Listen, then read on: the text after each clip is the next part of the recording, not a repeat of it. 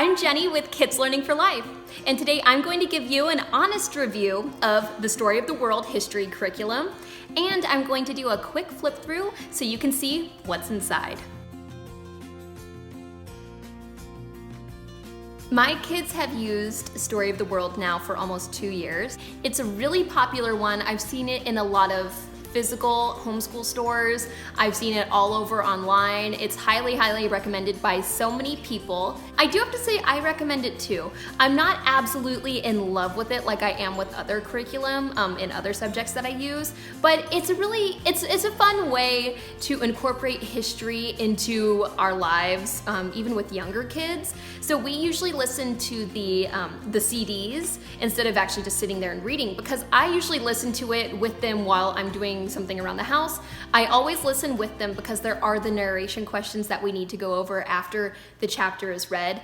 We usually do about 2 chapters at a time because we usually do history maybe only once or twice a week. But Story of the World makes it engaging and fun for kids. And it also, I found it makes it really memorable. My kids who are really young still can remember these stories and tell other people randomly in life when certain aspects from these stories come into play in our real life. So I love that about it. I think it's really engaging. It comes with the textbook, which is the Story of the World, and it comes with a student workbook, and like I said, I use the CDs, so it also comes with that aspect as well. I believe there's also a test booklet that you can get too, but I don't use that because my kids are probably too young for that. So let's go ahead and take a look at what's inside. Here we are with the activity book for book 1 of Story of the World. So I'm just going to show you an example of the chapter that we are about to do. First, I wanted to show you just briefly the table of contents and all the chapters. There's a lot to this curriculum. So it's gonna look a little overwhelming here, but don't you fret. It's all broken down really well. And here's a little bit more here. So it says how to use this activity book. So the reason I'm showing you this activity book is because to me, this is the heart and soul of Story of the World. There is also the main book, but we actually mostly use the CDs.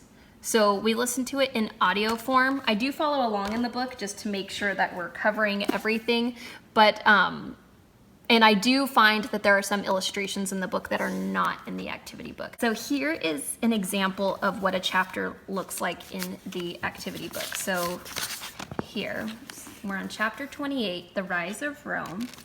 There are review questions, which are my favorite part because as my children are listening, I want to make sure that they were understanding. And that's a big part of the method that I use for homeschooling, is kind of reciting narrating what we have already learned.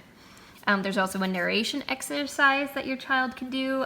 There's more review questions. There are multiple chapters sometimes, or multiple sections, I should say, in one chapter. And it looks like here there's 3, so it's a long one.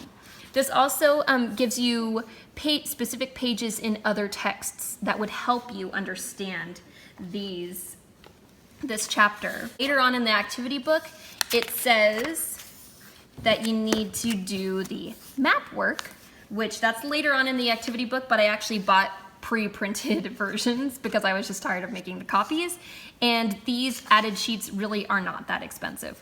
So I did that for each of my kids. So these are already ready to go and hole punched, so they're super simple. So here's the map, and then it has different instructions for what to do on the map.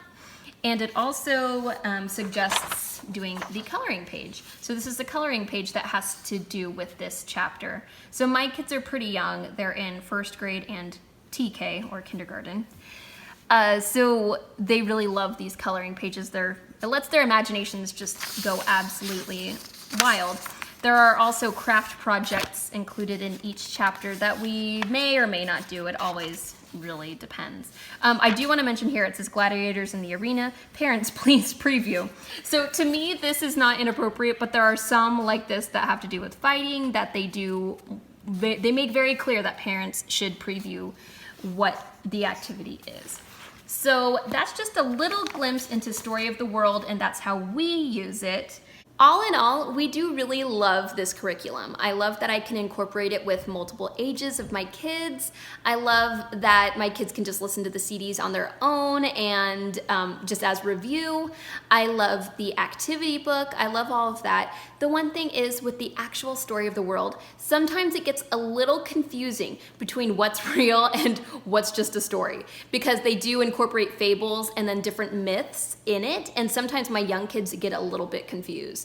Now, I know this is something that I need to work on kind of making clear to them, but sometimes I don't even think about it. Like, to me, I know it's a myth, but they might not. So that's just one thing that you just have to keep in mind with this curriculum. It's also important to note that this curriculum is classified as neutral. So that means it's not necessarily secular and it's not necessarily religious. It's in between. It does refer to certain religious events in history that I personally do want my children to know about, but if you're completely secular, this might not be for you. Also, if you're completely Christian, it might not be for you either. So you kind of just have to take a look at it and decide for yourself. I love the printout pages that I purchased separately.